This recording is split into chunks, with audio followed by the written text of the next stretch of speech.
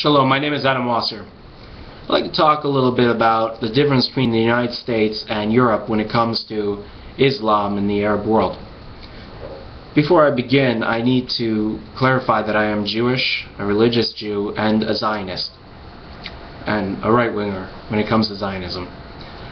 But at the same time, I respect the Arabs. I look at them as my cousins, and Islam is a beautiful religion that should be respected by all. One of the issues that is going on right now is that there are a lot of terrorist attacks happening in London, Paris, Copenhagen, and across Europe that are handled by Islamic extremists. But many of these Islamic extremists are European-born and hold European citizenship and are looked at as, just part of society that has a different religion and darker faith, shall we say. In America today, there are 7 million Muslims, and growing. In Europe, there are over 50 million Muslims, and very much growing. And even in Canada, there are tens of thousands of Muslims, and growing. So why is it that in the United States, yes, we had September 11th, yes, we had the Boston bombing and different things that were prevented on planes, but it doesn't compare to what is going on in Europe today. In fact, America overall is a very secure, safe place compared to what's going on in Europe. Why is this? What is the difference between Muslims in the United States and Muslims in Europe? Well, for one, in the United States, we are almost at a population of 300 million people. And it's very diverse. Some 20% of the population of the United States is Latino.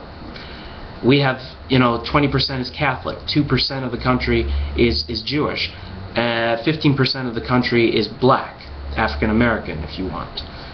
So there is a collage of different people in the United States, and there is a very wide opening for people to move around in a large area to find the right spot that's good for them. There's also good economic business to be found here. People can find jobs if they go to the right places like New York and LA. So you have in Europe something that's a little different. In Europe you have people that are basically, they're German, they're French, they're English, they're Italian. They are Pacific groups that are dominant. And then you have this history of, these are our countries, these are our territories, we have fought and died for them over the centuries, this is ours. Even if they don't openly say that, even if they don't feel it, it's in their genetics of history. Sometimes we find that things that we think we don't believe in or don't understand are actually in the back of our thoughts, pushing us through in life. And that is a deep conversation, but in Europe it is a very important conversation, because if you are German, if you are Anglo-Saxon or whatever of Germany, you have a history, you have a being of who you are and your country, and your language is sacred to you, your currency is sacred to you. So you have a foreign power coming in that has, not in small groups but in large groups, taken over areas that are not desirable to your average German, more of the ghettos areas and the lower income areas.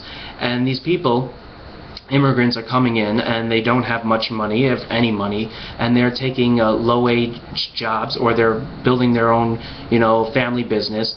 But the thing is that they are very strong in their own identity of who they are as Islamic people or Arabs or North Africans, and they don't want to let go of that culture, but nor do the Germans want to let go of their culture. So you have of cultures hitting each other that don't necessarily mean to fight with one another.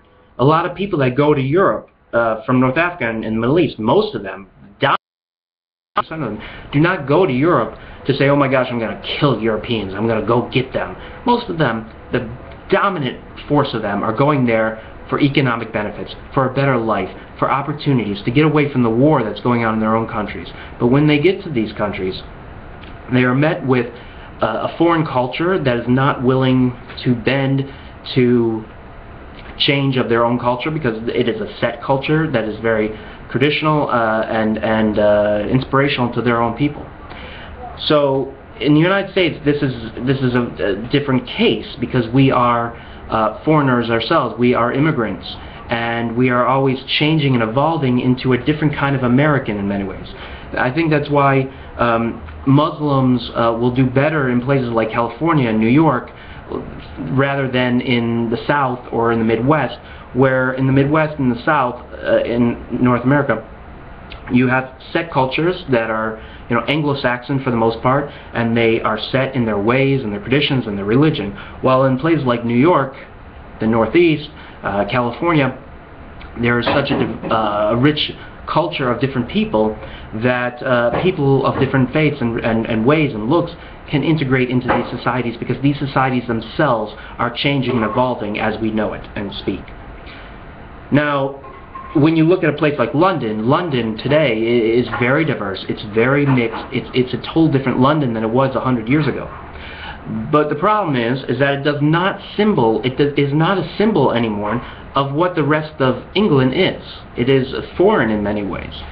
And another problem is that you have a lot of unemployment in these Islamic Islamic communities like London and Paris, and with the Islamic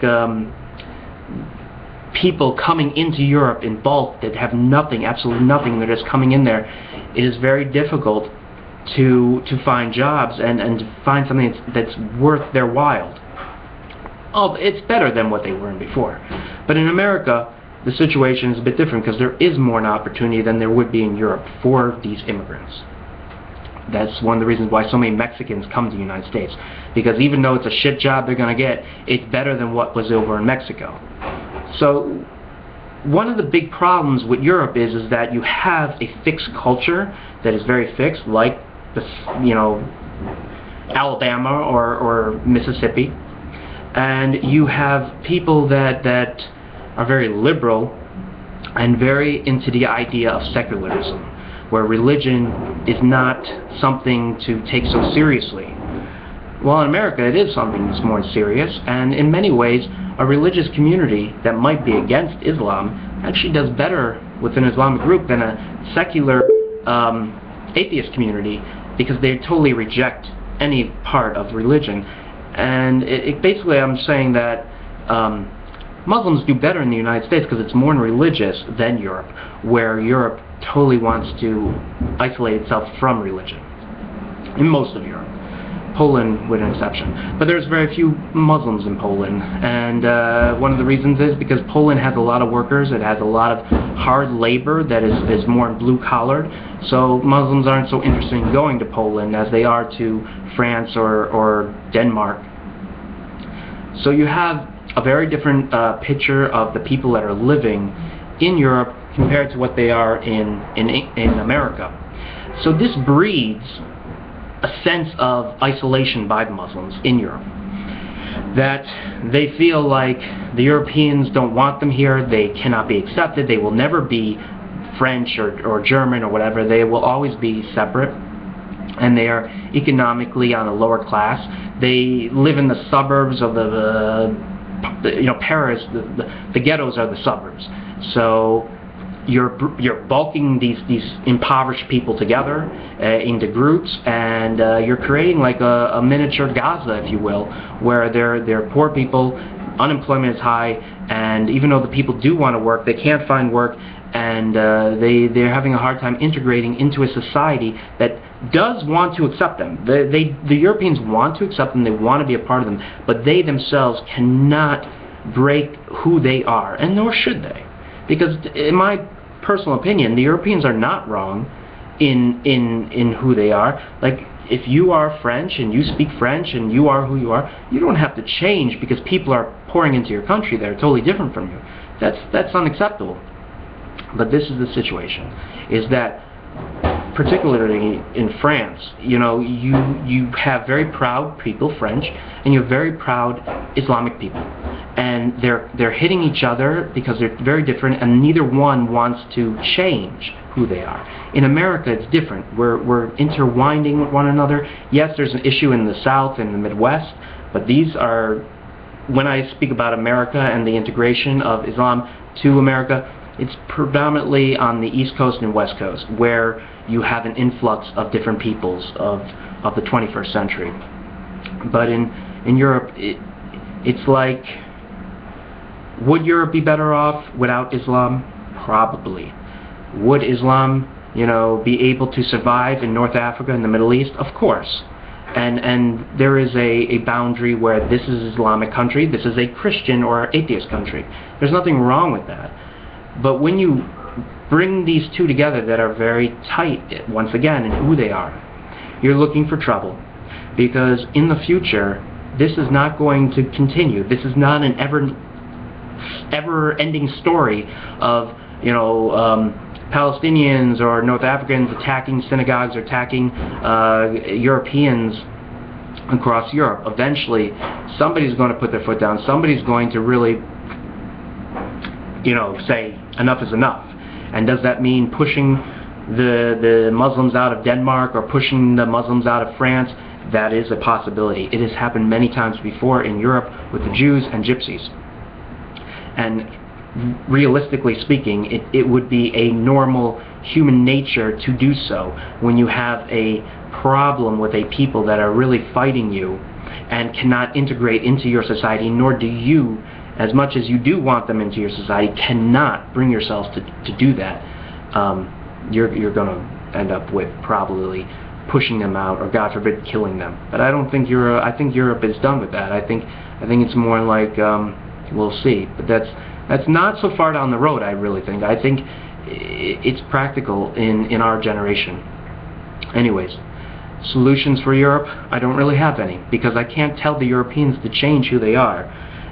Right now, a lot of European countries are recognizing the Palestinians, being very sympathetic to the Islamic world, and very hard on Israel. A lot of people are saying this is fear of Europe against their own Islamic populations, because these populations will attack them, so therefore they are trying to please them by attacking Israel and promoting Islamic countries, no matter what they are, in the Middle East.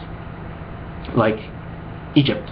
It's a dictatorship. The army is controlling the situation, but yet Europe accepts it because nobody wants to piss off the Egyptians, nobody wants to piss off the Islamic populations in their country, so they just accept it because they are fearful of the future and what is going on at hand. In the United States, it's a big different because, and there's a security issue. The United States the United States is a free country, but they have formed borders of paying attention to people and going into people's privacy and doing investigations that Europe is reluctant to do because of freedom of speech, freedom of movement. But yet these laws that are anti-freedom of movement, anti-freedom of expression, do really help control those people that want to hurt us in the United States. Europe is slowly growing into this because of necessity and the truth. The United States and Europe, the European Union, shall I say, are good. They are good people, good countries. And there's much that we need to work on. And we can do it. But there's going to be... Europe cannot sustain endless populations of Muslims coming into the continent. It's just not going to, especially with the birth rate of Europe, so one child per family. It's something's going to break in Europe in our generation. And whether that's a good thing or bad thing, I cannot say. But it will happen eventually. Amen, and take care.